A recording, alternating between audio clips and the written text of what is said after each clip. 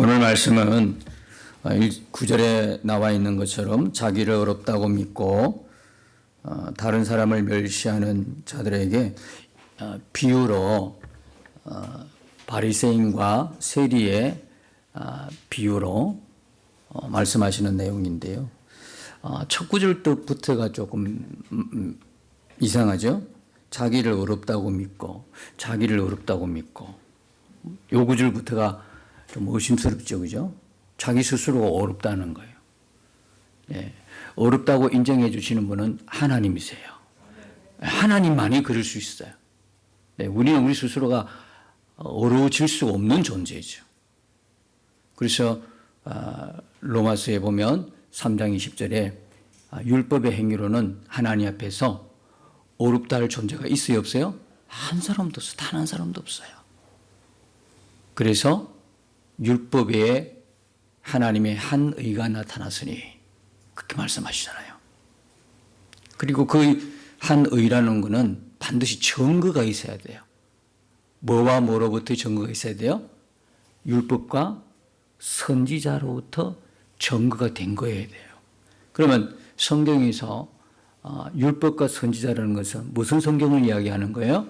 구약 성경을 이야기하는 거죠. 구약 성경에서 한 의가 나타나겠다고 꾸준하게 예언해 왔죠. 그분이 뭐냐? 하나님이 율법의 행위로 전혀 어렵다임을 잊지 못하는 인간들을 위해서 준비하신 하나님의 의라 이 말이에요. 그 하나님의 의를 우리가 받아야 구원받을 수가 있어요. 다시 말하면 예수님 아니고는 더 깊이 들어가면 예수님의 십자가의 은혜 아니고는 아무도 하나님 앞에 설 자가 없고 구원받을 자가 없다는 거예요. 이게 뭐냐면 복음이에요. 그렇죠? 근데 자기를 어렵다고, 물론 믿음이 확신 같으면 괜찮은데 아닌 것 같아요. 오늘 본문을 가만히 보면요. 다른 사람을 멸시한다. 이게 말이 안 된다 이 말이에요. 하나님의 의가 내게 부어졌다 그러면 그 하나님의 의로 구원받은 하나님의 사람들은 절대 다른 사람들을 멸시할 수가 없어요. 그렇지 않아요? 다른 사람을 무시하거나 멸시하거나 할 수가 없어. 왜? 내가 무언가를 알아요. 내가 누구인가를 알아요. 죄인인 걸 아니까.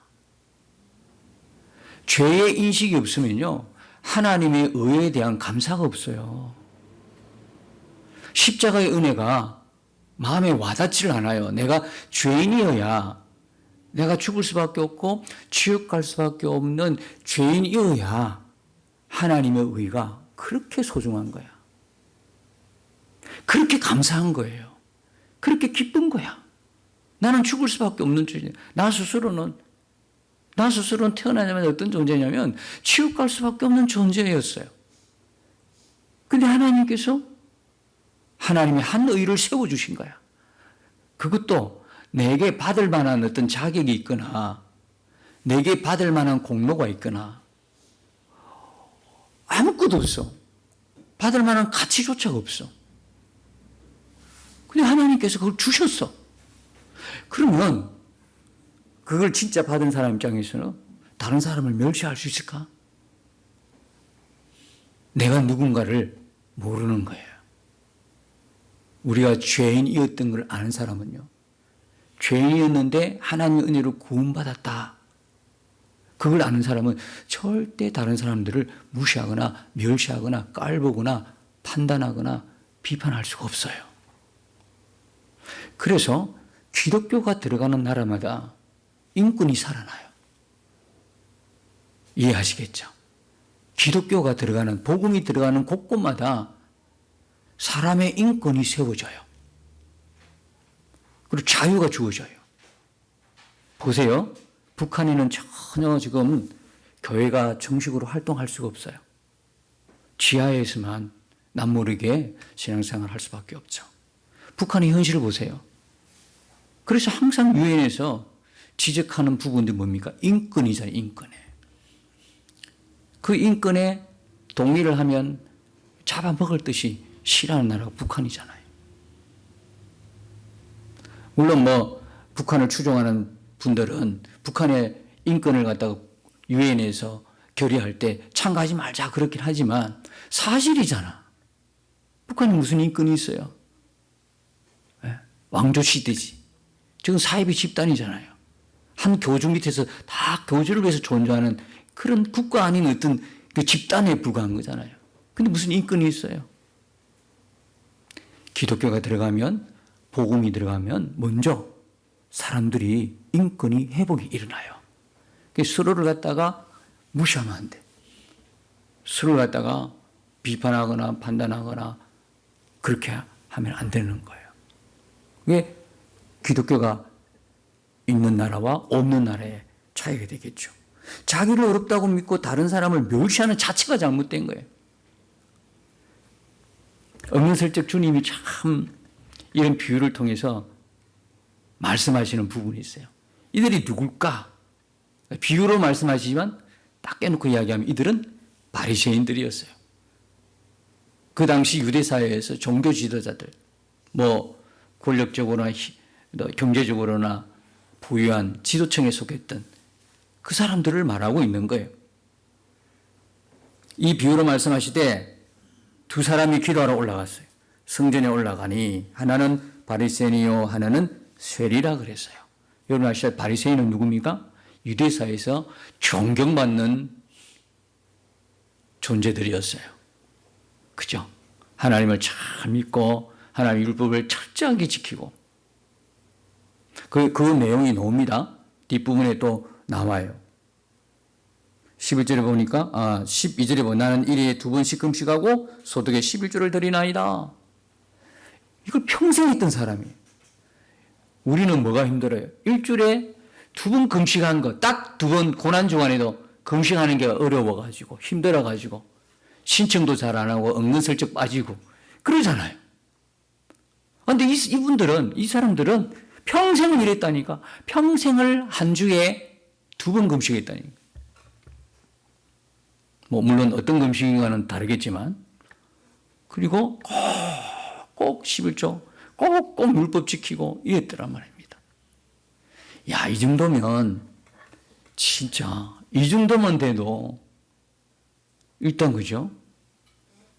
교회 안에서 이 정도만 해도 진짜 뭡니까? 모범 교인 정도로 생각하지 않겠어요? 말씀대로 철저해 그냥. 주일도 잘 지키고 또 헌금 생활도 잘하고 헌신도 잘하고 이 정도면 진짜 어쩌면 그냥 모범 교인 같아요. 이랬던 사람이었어요. 그러니까 이게 이 사회에서 유대 사회에서 이 바리새인이라 그러면 최고의 클래스에 속해 있는 최상급의 사람들이었어요. 그게 반해서 세리는 어땠어요?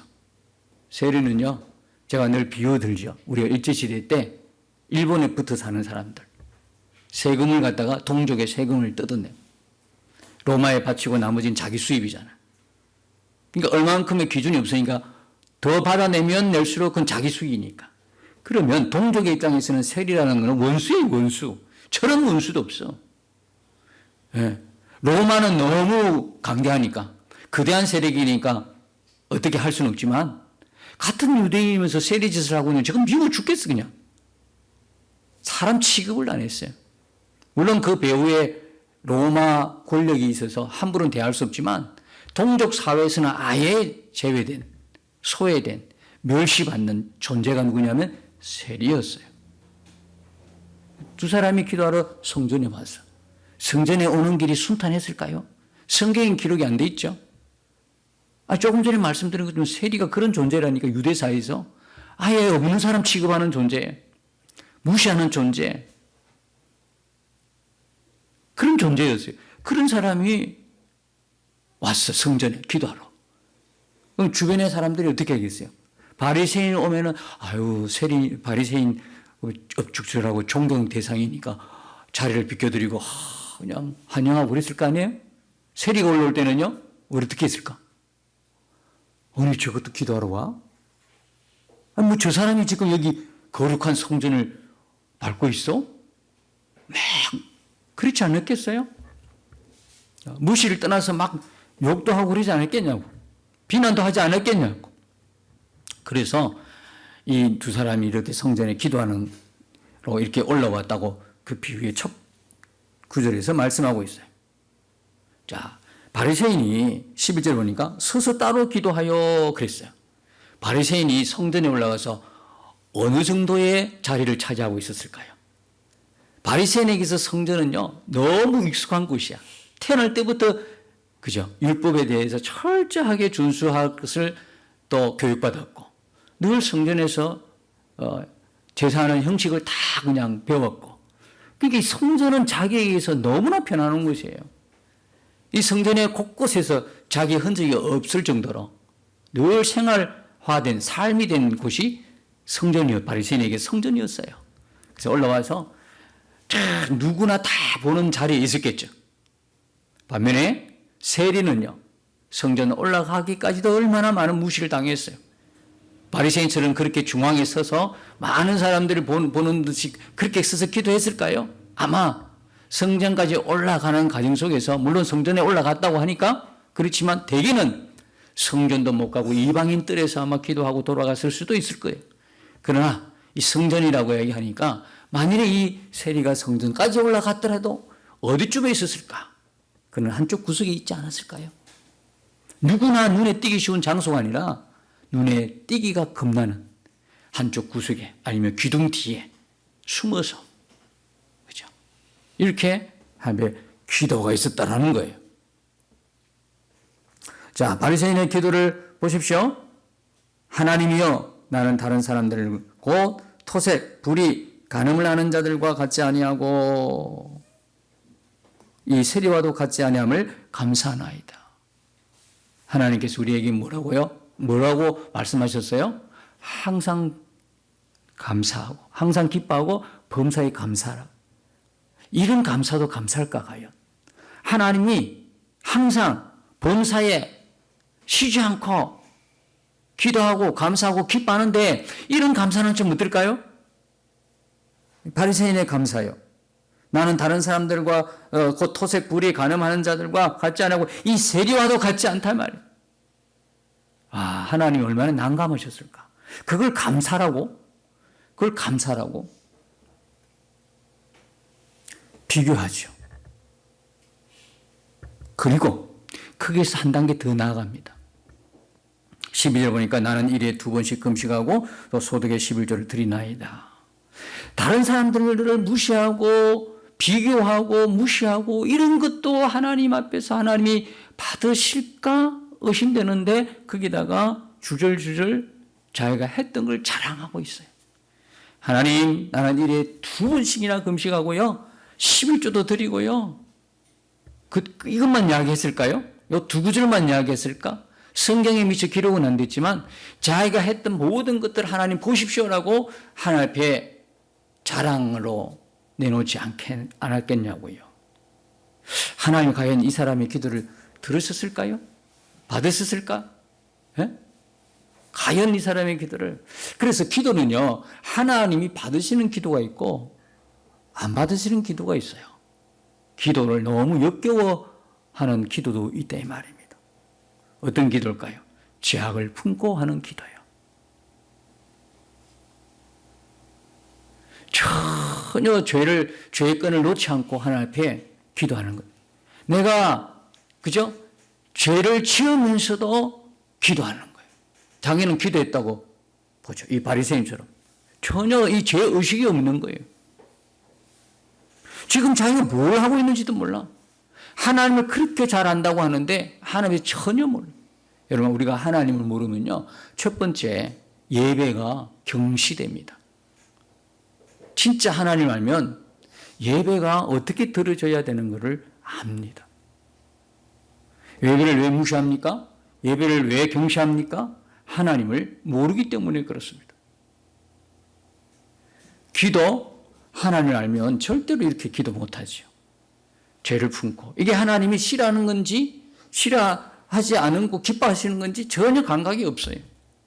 그렇게 하나님을 잘 알고 있다고 하는 사람인데도 그 어릴 때부터 태어날 때부터도 그렇게 구별되어 바리새인으로 구별되어 가지고 그렇게 하나님 앞에 잘 지키고 뭘 다 했다고 하는 사람인데도 실제적으로는 하나님을 몰랐다. 뭐예요? 교회 생활에 익숙한 사람일수록 더 이런 위험에 빠질 수가 있어요. 모태신앙일수록 위험에 빠질 수가 있어요. 아주 어릴 때부터 교회에 익숙하게 나온 분들일수록 이런 위기에 빠질 수가 있어요. 하나님을 지금까지 잘 경배하고 했다는데 어떻게 해요? 실제적으로는 하나님을 만난 적이 없어요. 하나님 몰라요. 하나님 앞에서 우리가 어떤 기도를 해야 될지 몰라. 하나님이 받으시는 기도, 하나님이 응답하는 기도가 어떤 기도인지를 몰라. 그러니까 막 이렇게 남을 갖다가 비교하고 무시하고 지적하고 그 다음에 하나님 앞에 자랑을 하면서 이걸 기도라고 하는 거예요. 하나님이 이런 기도에 응답하지 않아요. 하나님은 우리가 하나님의 전심을 향하여 하나님께 마음을 두고 우리의 거룩함으로 하나님 앞에서 간절하게 하나님만 바라보면서 그 하는 기도에 귀를 기울이시는 거예요. 13절에 보면 세리는 멀리 있어서 감히 눈을 들어 하늘을 쳐다보지도 못하고 다만 가슴을 치며, 그러니까 세리가 뭐예요? 멀리 있었어요. 멀리 있었다는 걸 구석에 어느 구석에 있었다는 걸 아무도 눈에 띄지 않도록 멀리 있었어. 감히 눈을 들어 하늘을 쳐다보지도 못하고, 그러나 바리새인은 어떻게 했을까요? 모두가 다 보는 중앙에 서서 기도하면서 얼굴을 들었을까요? 하나님 보세요, 자랑스럽게. 하나님 나를 보세요, 내가 했던 걸 보세요. 나는 저들과 같지 않아요. 내 행동 보세요. 나 이래 붉은 것이하고 소득의 11조를 보세요 하면서 고개를 확 숙이고 했을까요? 세리처럼? 그렇지 않았을 거단 말이에요. 세리는 뭡니까? 하늘을 쳐다보지도 못해. 왜? 하나님 앞에 죄인이거든. 가슴을 치는 거예요. 이 가슴을 친다는 단어는 원어로 보면요, 가슴을 계속 치는 걸 말해요. 한 번 치고 끝나는 게 아니라 가슴을 계속 치는 거예요. 나 같은 죄인이 없다는 거예요. 나 같은 죄인이 없다는 거예요. 여러분, 하나님께 어려움을 누가 입느냐면 하나님 앞에서 죄인이라고 하는 분명한 의식이 있는 사람이 하나님의 어려움을 입어요. 내가 하나님의 죄인이 아니야. 근데 무슨 어려움이 필요해요? 예배당에 놓을 때마다 여러분들이 그런 마음으로 오셔야 돼요. 하나님 앞에 가슴을 치고.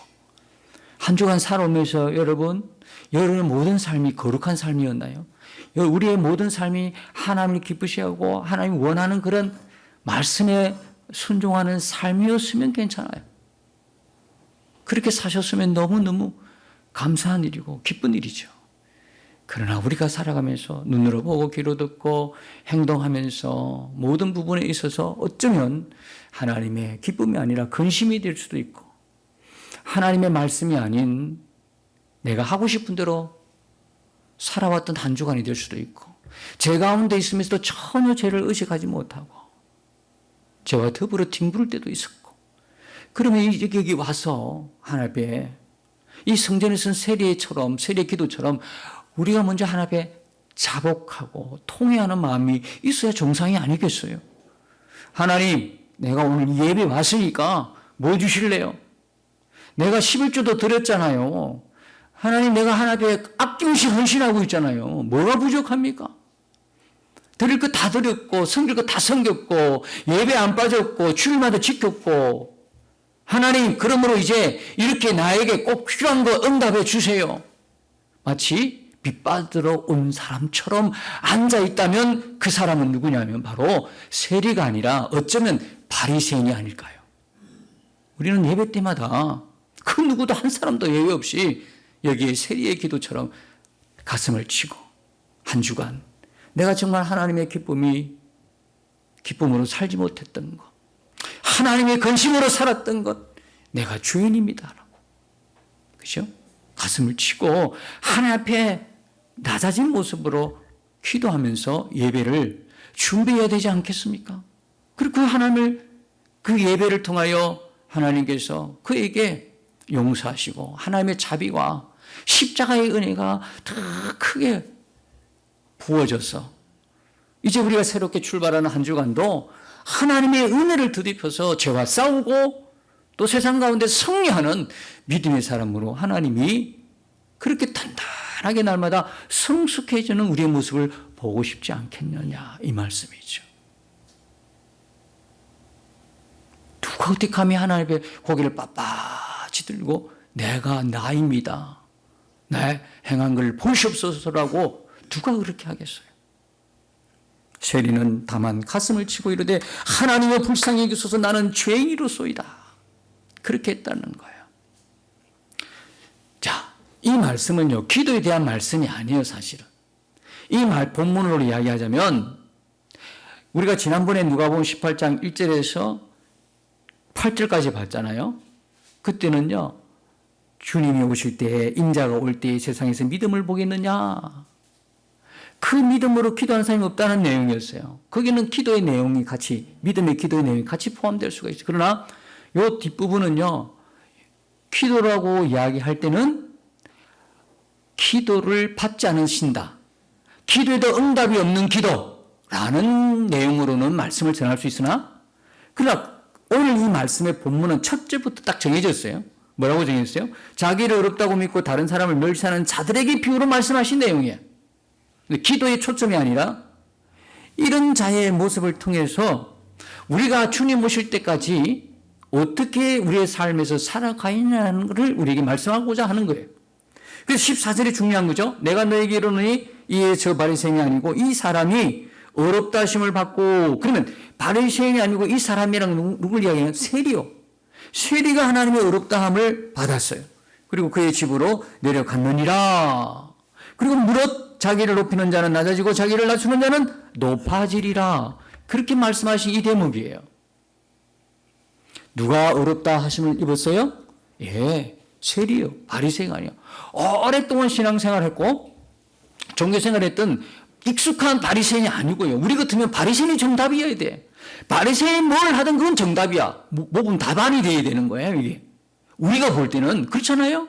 오랫동안 신앙생활했으니까 다 신앙생활하는 거 보면 다 믿음 좋은 것 같아. 그 사람이 정답이어야 돼. 그 사람이 기도하는 것이 그게 정답의 기도가 되어야 되고, 그 사람의 신앙의 모습이 정답의 신앙의 모습이 되어야 돼. 근데 하나님의 시각에서는 누구예요? 바리새인이 아니라 세리였다는 거예요. 우리의 눈으로 뭘 판단한다는 게 얼마나 어줍잖고 연약한 것을 알 수가 있어요. 우리는 비판하기를 너무너무 좋아해. 그렇죠? 우리 눈에 보이는 대로 비판하니까, 판단하니까. 아유, 저 사람 아직도 술을 먹고 있어. 아유, 저 사람 아직도 담배를 피우고 있네. 아유, 저 사람 그렇게 죄를 지었다니. 아유, 입에 담을 수 없는 그 죄를 짓고, 아유, 불의도 행하고 예수 믿는다고는 할 수 없을 만큼 그렇게 해서, 그리고 막 비난하죠. 그리고 막 비판하죠. 판단하죠. 그러면요, 그렇게 판단하는 당신은 괜찮아요? 술, 담배 안 하는 걸로 거룩함이 나타나는 겁니까? 안 그래요? 아, 저 사람은 진짜 문란해. 아, 저는 보통 음란한 게 아니야. 저 사람 보통 유월 즐기는 사람이 아니야. 보통 타락한 사람이 아니야. 탈마다 술에 취해가 있네. 탈마다 막 그냥 아주 끊지 못하고 저러고 있네. 그렇게 말하는 당신은요? 그럼 그렇게 조금 전에 말씀드렸던 그 내용이 거룩해지는 내용인가요? 사실은요, 우리가 구원받는 거는 우리의 행위로 구원받는 거 아니잖아요. 우리가 뭘 잘해서 구원받는 거 아니잖아요. 하나님의 의는 일방적으로 주어진 거잖아요. 그렇잖아요. 그 의를 받고 하나님의 자녀가 되었으니까 더 이상 이제는 하나님의 기쁨으로 살고 싶다는 내 안에 욕망이 올라오잖아요. 갈망이 일어나잖아요. 그러니까 하나님께서 영광 받아야 할 자리에서 차마 하나님 앞에 영광 가질까 싶어서 우리의 행동을 조심할 뿐이에요. 지금까지 열거했던 그 부분들이 우리의 구원을 좌우하는 거 아니다 이 말입니다. 술, 담배가 우리의 구원을 좌우하지 않아요. 하지만 진짜 성숙한 하나님의 사람, 하나님의 마음을 아는 하나님과 동행하는 사람들은요, 세상 사람들이 볼 때 이건 하나님의 자녀가 해야 될 행동이 아니라고 생각하는 것은 바울처럼 심지어 나는 고기 잘 먹어요. 그러나 고기마저도 안 먹겠다는 이야기예요. 아시겠어요? 그게 하나님의 마음을 아는 성숙한 자의 모습이에요. 나라고 해서 술 한잔 안 할까요? 나라고 해서 술을 못하는 사람일까요? 나라고 해서 짠하고 뭡니까? 그 생일 때 먹는 약한 그 술 이름이 뭐예요? 정답을 맞춘 사람 한잔 했다는 이야기죠. 근데 뭐 그래요. 일단 그런 거 약한 거 있잖아. 이거 뭐 축하할 때 샴페인, 샴페인. 아, 그거 한잔 하면 또 어떻게 해? 그게 무슨 큰 죄예요? 예? 근데 문제는 뭐예요? 그게 많은 불신자 입장에서 이게 아니다라고 생각하잖아. 그러면 나는 내가 뭐든지 자유에 할 수는 있으나 하나님의 영광을 가리는 일은 안 하겠다는 거야. 그렇다고 오늘부터 자유롭게 여러분들이 하라는 이야기 아니고요. 안 한 사람은 계속 안 하는 게 좋고 하는 사람도 영광을 위해서 중단하는 게 좋고. 문제는 제가 이야기하는 문제는 뭐냐면 그런 것이 우리가 자주 비판하는 그런 것들이 그걸 안 하면 내가 어렵고 하나님에 더 경건하다 이 말이 아니던 이야기예요. 그것 때문에 내가 구원받고 이런 이야기 아니다 이 말이에요. 함부로 비판하지 말자는 이야기예요. 함부로 판단하지 말자는 이야기예요. 왜냐하면 판단과 정죄와 심판은 오직 예수님의 주권이에요. 하나님의 주권이지 내 주권이 아니다 이 말. 우리 참 목사니까 어쩔 수 없이 성도들의 삶을 관여할 수는 있어요. 집사님이 이렇게 살면 안 돼요. 이렇게 성경적으로 바르게 사세요. 라고는 할 수 있어요. 그러나 그런 말할 수 있다고 해서 그 사람을 갖다가 무시하거나 멸시하거나 아예 그냥 구원이 없는 것처럼 그렇게 해서는 안 된다는 거예요. 저도요, 하지 말아야 할 것 끊는다고요. 엄청 시간과 세월이 많이 지나갔었어요. 처음 예수 믿으니까 예수 믿는 사람으로는 하지 말아야 할 행동에 제한이 있더라. 내가 그걸 알고 있었거든요. 예수 믿기 전에도 알고 있어서 그게 싫어서 안 믿었거든요. 이해 가시겠어요? 그걸 내가 계속 즐기는데 그걸 끊고 오라니 이게 말이 되냐고 이게. 안 해. 나는 내 거 하고 싶어. 그러다가 주님을 만나고도 이게 안 끊어지는 거 어떻게 해요? 그러다 고생했어요. 1년 동안 고생했어요. 여러분, 내 행동에서 하나님 기뻐하지 않는 삶을 끊을 때는요, 하나님이 끊어주는 게 아니라니까요. 누구야? 내 노력이 필요한 거야. 그만큼 갈망이 있으니까 몸부림치는 거야. 죄 하나도 여러분 마찬가지. 하나님 끊게 해주세요. 이 죄 못 짓게 해주세요. 어리석은 기도하지 마세요. 어리석은 기도하지 말라고. 그 죄를 끊기 위한 나의 피눈물 나는 뭐가 있어야 돼요? 피눈물 나는 각오와 피눈물 나는 행동이 따라와야 된다고요. 죄 하나 끊는 게. 하나님이 그냥 가만히 있는데 끊어주시지 않아요. 제가 1년 동안 몸부림쳤어요. 1년 동안 몸부림쳤어요. 죄책감과 함께. 그리고 하나님의 은혜로 끊어줬어요. 어떻게 끊느냐? 그게 하나님 은혜야. 그런다고 끊어져요? 그런다고 끊어질 게 아니거든. 그거는 아주 독한 놈이라는 소리 들으면서 끊었거든요. 누가 독한지 모르겠어요. 죽을 줄 알면서 계속하는 사람이 독하냐? 살기 위해서 끊는 게 독하냐? 간단하잖아요. 그렇기 때문에 교회 안에서 우리가 해야 될 거냐면 판단하고 정죄하는 게 아니라 그를 위해서 기도해주고 용서해주고 그를 안아주는 거예요. 우리가 해야 할 일은 그거예요. 바리새인처럼 저 사람보다 내가 낫습니다. 저 사람 행동은 나는 안 합니다. 이런 식으로 하면 안 된다 이 말이죠. 그래서 뭐라고 그래요? 자기를 높이는 자는 낮아지고 자기를 낮추는 자는 높아지리라. 끊임없이 겸손하게 하나님 말씀대로 살아가는 사람이 겸손한 사람이잖아요. 겸손하게 끊임없이 겸손하게 교만하지 않고 겸손하게 하나님 말씀대로 정죄하거나 판단하고 비교하지 않고 무시하지 않고 하나님 마음을 품고 그를 위하여 기도하고 용서하고 사랑할 뿐이에요. 누가요? 성도가요. 그렇게 살아갈 수 있는 사람은 하나님의 의로움을 입은 사람이야. 제가 조금 전에 말씀드렸잖아요. 하나님의 의는 우리의 행위와 관계없이 하나님께서 내게 부어주신 은혜라고요. 그냥 은혜를 누리는 거예요. 받았어요. 뭐로 말미암아? 예수 그리스도의 십자가로 말미암아 하나님의 은혜로 값없이 우리에게 주신 거다 이 말이에요. 값없이 우리에게 주신 거야. 우리가 한 게 아무것도 없어. 그러므로 내가 누구를 무시하거나 판단하거나 정죄할 그런 권한이 내게 없다는 거예요.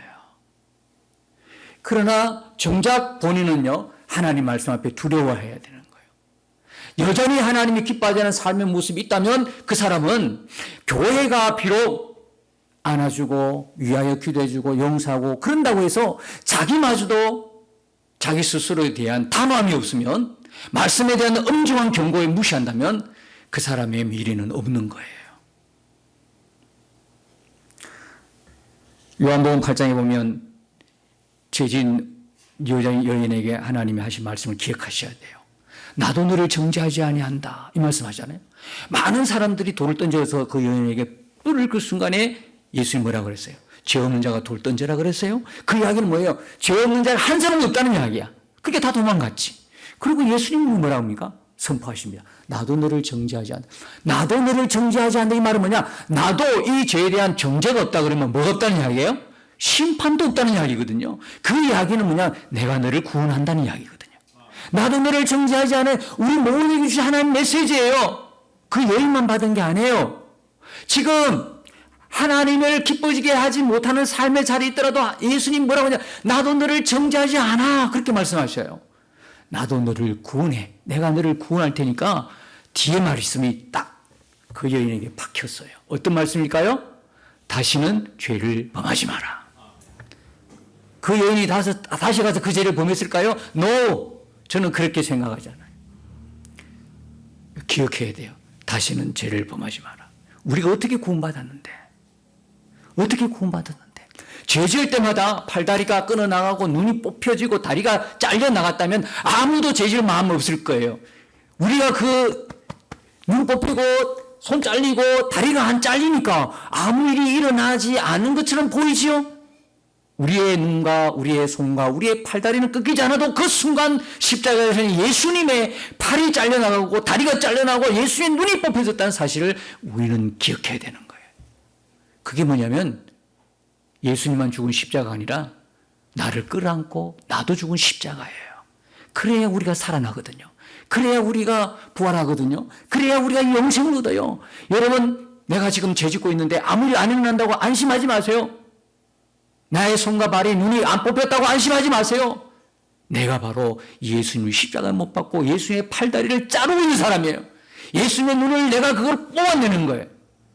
그런 자리에 우리가 있다는 걸 생각하면 끔찍한 일 아니에요. 끔찍한 일 아니에요. 어떻게 여러분들이 그 죄를 떠나지 않을 수 있을까요?